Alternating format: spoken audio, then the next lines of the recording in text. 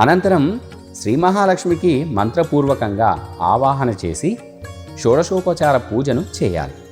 ఇప్పుడు తోరం అనగా నూలు దారానికి పసుపు పూసి పువ్వులు అమర్చాలి. ఇలా ఏర్పాటు చేసి ఇప్పుడు అమ్మవారి ముందు పెట్టి అక్షింతలతో పూజించాలి.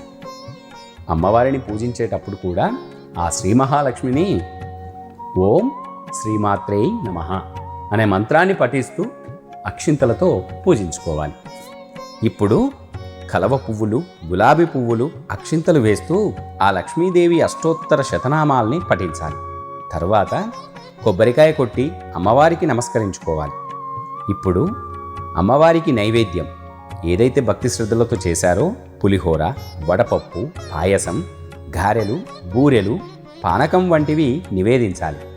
ఇప్పుడు అమ్మవారికి కర్పూర నీరాజనంతో మంగళ హారతులు ఇవ్వాలి.